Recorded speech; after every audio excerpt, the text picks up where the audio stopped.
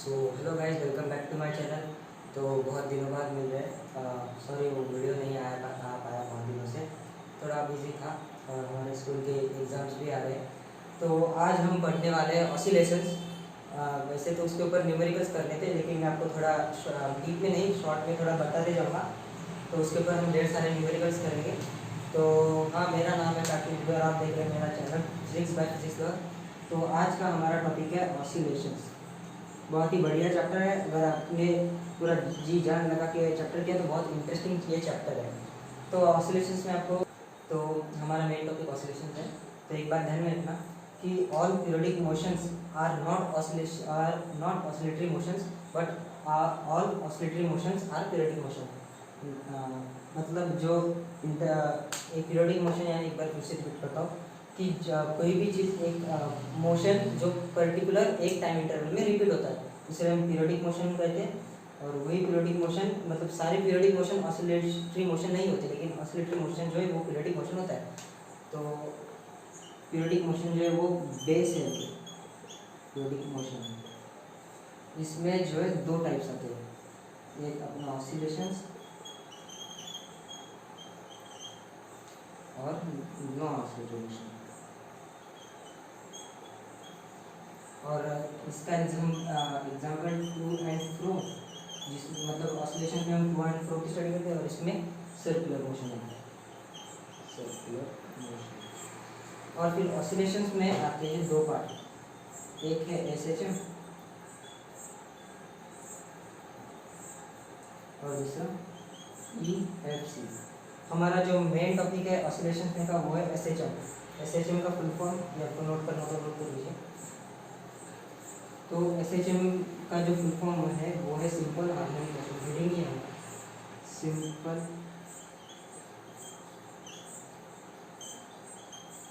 Harmonic motion. तो ये है हमारा आज का टॉपिक। ओके, तो सिंपल हार्मोनिक मोशन में जो छोटी छोटी चीज़ें हैं वो आपको मैं बताऊंगा। तो एक बात ध्यान में रखना, what is simple harmonic motion? The to and fro, up and down motion of an particle, object or any object और रिजिड बॉडी, तो उस मोशन को हम सिंपल हार्मोनिक मोशन बोलते हैं। ओके, तो सिंपल हार्मोनिक मोशन में आपको एकदम प्रैक्टिकली थोड़ा बताने की ट्राई करूँगा। तो सबसे पहले देखो कि एक आपको इसका सबसे बेस्ट एग्जाम्पल है वो है पेंडुलम। अगर आपने देखा है तो पेंडुलम में क्या होता है, ये एक स्ट्रिंग होती है, तो इससे ये जो भी ऑब्जेक्ट है वो लटकाता है, वो यहाँ से एक पर्टिकुलर एक्सट्रीम पोजीशन तक टू एंड फ्रो मोशन करता है। तो मेरे पास पेंडुलम तो नहीं है, लेकिन ये है, तो आप इससे थोड़ा समझ। सो ये रहा हमारा सस्ता वाला पेंडुलम। तो यहाँ पे मैंने रख दिया। तो ये जहाँ पर है अभी, जिस पोजीशन पर है, इसे हम बोलते हैं मीन पोजीशन। क्या बोलते हैं? Mean position. जब हम मतलब ये जब मीन पोजीशन पर होता है तो वो रेस्ट पर होता है, इनिशियली रेस्ट पर होता है। तो यहाँ से समझ लो, यहाँ से छोड़ा और यहाँ तक आया, तो ये जो दो कॉर्नर होते हैं जहाँ पर यहाँ पर एक पर्टिकुलर टाइम तक उसकी वेलोसिटी जीरो होती है, तो उसको हम बोलते हैं एक्सट्रीम पोजीशन। और वो एक्सट्रीम पोजीशन इधर का एक्सट्रीम पोजीशन। तो एक सिंपल हार्मोनिक मोशन में तीन चीज़ें थोड़ी ध्यान रखने वाले, एक मीन पोजीशन, एक एक्सट्रीम पोजीशन, और फिर उसमें भी छोटी छोटी बातें, जैसे हम what is amplitude, frequency, time period, तो वो भी आपको बताऊंगा। तो सबसे पहले सिंपल हार्मोनिक मोशन आपको मुझे लगता है समझ में आ गया। ऑसिलेशंस ऑफ रिजिड बॉडी और ऑब्जेक्ट टू एंड फ्रो और अप एंड डाउन जो करते हैं उसे हम सिंपल हार्मोनिक मोशन बोलते हैं।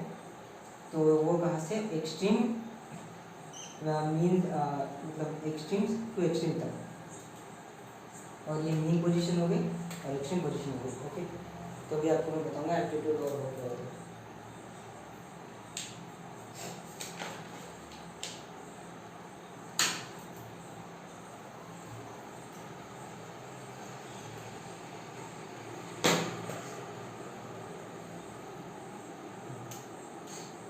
तो ये हेडिंग मिटा देता हूँ।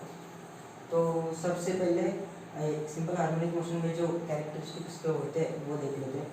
वो है एम्पलीट्यूड, मतलब एक सिंपल हार्मोनिक मोशन में होता है। तो एम्पलीट्यूड जो होता है पहले आपको प्रैक्टिकली बताऊंगा, फिर इसकी डेफिनेशन दूंगा। तो ये रहा हमारा पेंडुलम। सो जो ये है जहाँ पर इसे हमने अभी बोला था ये मीन पोजीशन है। So distance between mean to extreme position is called a amplitude. मतलब ये जो डिस्टेंस है इसका डिस्टेंस इसे हम एम्पलीट्यूड बोलेंगे। द डेफिनेशन तो ये होगी, the distance between mean position and extreme position is called as amplitude of an simple harmonic motion. So the distance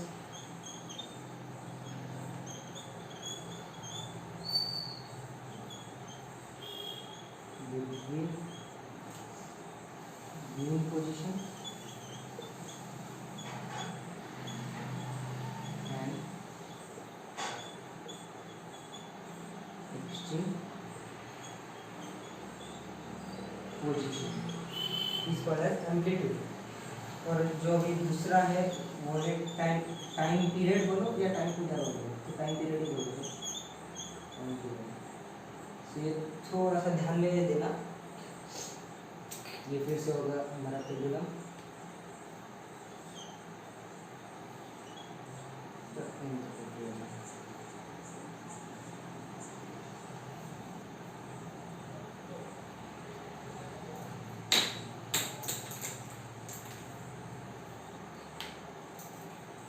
सो तो ये मीन पोजीशन।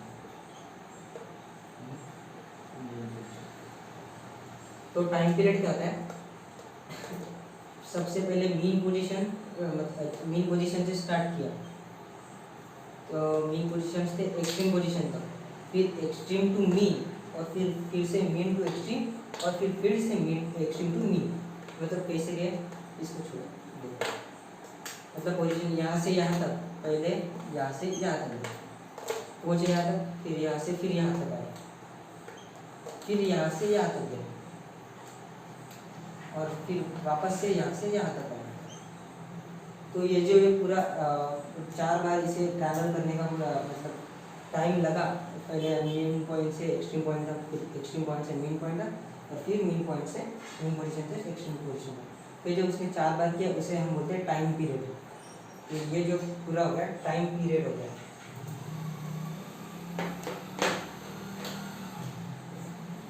और अगर आपको इसकी सिंपल मतलब एकदम शॉर्ट में बताऊँ तो ये जो पूरा एक ऑसिलेशन है। मतलब ऑसिलेशन क्या है कि ये जो पूरा ऑसिलेशन है यहाँ से extreme to mean, mean to extreme, extreme to mean, और फिर से mean to extreme, extreme to mean, mean to extreme, mean to extreme to mean. तो 1 2 3 4 4 बार ट्रैवल करना है। तो ये पूरा टाइम पीरियड, और इसे बोलते हैं time taken for one oscillation.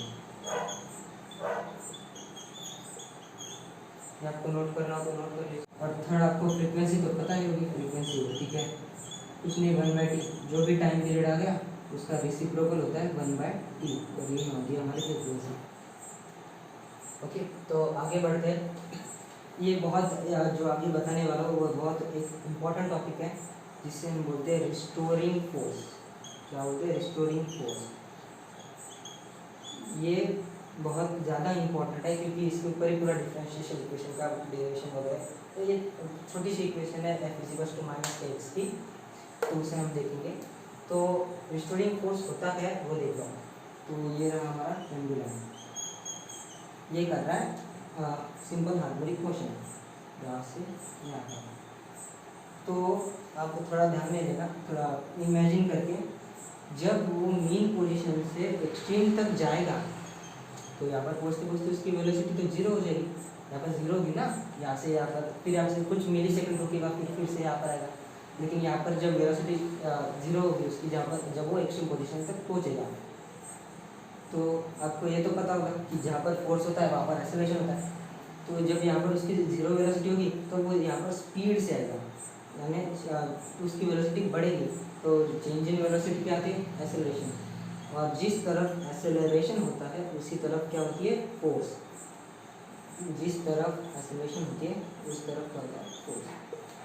तो फिर इनिशियली यहाँ पर एक फोर्स लगेगा जिसे हम बोलते हैं F इजिकल्स टू माइनस, मतलब फोर्स जो होता है F equals to minus case, लेकिन ये अपोजिट डायरेक्शन में, इसलिए यहाँ पर माइनस साइन लगा है। तो सेम यही कहानी यहाँ पर होगी। जब मीन पोजीशन से कोई पार्टिकल जाकर एक्सट्रीम तक जाएगा तो यहाँ पर वेलोसिटी जो है वो जीरो हो जाएगी।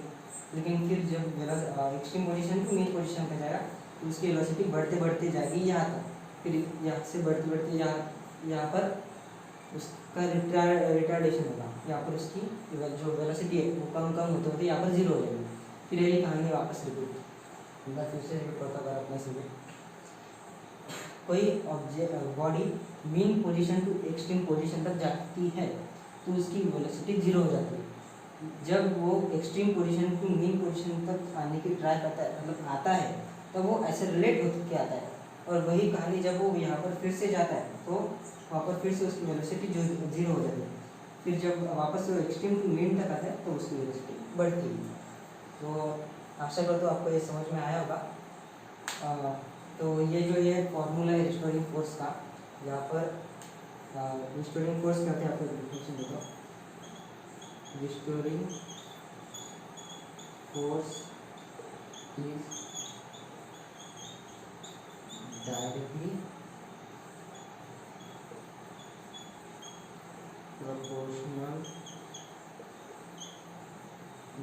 proportional to distance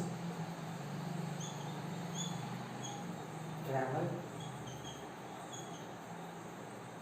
and spring constant।